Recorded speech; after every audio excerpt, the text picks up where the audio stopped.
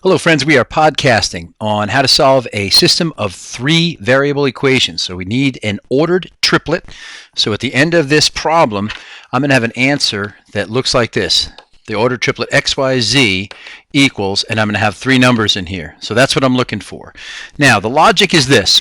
Of these 3 equations you see before you, I can take 3 different pairs. So I could take this equation, the first one, with the second one, and work those. I could take the first one with the third one and work those. I could take the third one with the first one, with the second one and work those. So looking at this, I'm trying to figure out which variable is the easiest to get rid of, and in looking in this, I think maybe the x's would be easiest because I can get rid of the x's here by multiplying this one by -3, and I can get rid of the x's here by just multiplying the top one by 2. And I think that might be the easiest way to go. So that's what I'm going to do. I'm going to get rid of these two, and I'm just going to work with these. So to get rid of these x's, I'm going to multiply the entire top equation by -3. Should look like this. And then when I combine that new equation I made from the top with the second one that was already there, x's cancel. I get 7y, and I get -23z, and I get a positive 5 right there.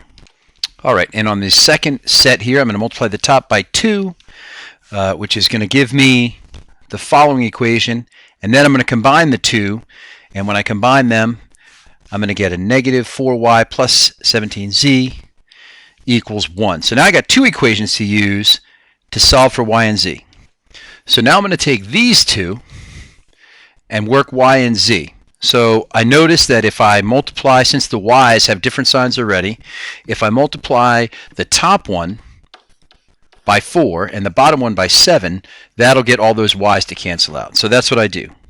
So when I multiply these out, here's what I get on the top by multiplying the top, the blue equation, by 4, and here's what I get on the bottom by multiplying the bottom, the green equation, by 7. And when I combine those two, I get 27z equals 27. So this becomes obvious now that z equals 1.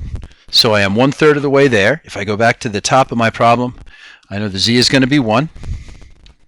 Next thing I'm going to do is I'm going to go back and take this equation that I already had, and I'm going to take the 1 from this result right here, and I'm going to pull that 1, and I'm going to substitute that 1 right in for this z,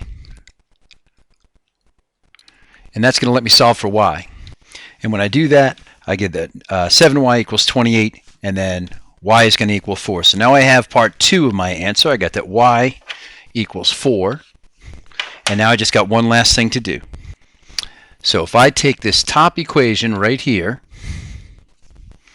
and I substitute in what I got for the x and the z, I should say in for the y and the z, now I can solve for x.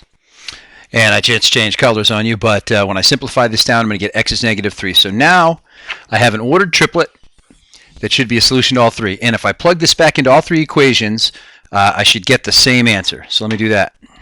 All right, and there they are with the equations with the color-coded answers all in. And if you double-check the math, all 3 of these make the equations true statements. All right, so you got an ordered triplet. That's the point where the 3 lines meet if you had a 3-dimensional graph. And that's it. All this takes is a little practice. Just a reminder, in your textbook, you have a number of examples that go through step-by-step explaining what they do, and that this was all elimination method, but it's also possible to use substitution to get these solutions. Good luck.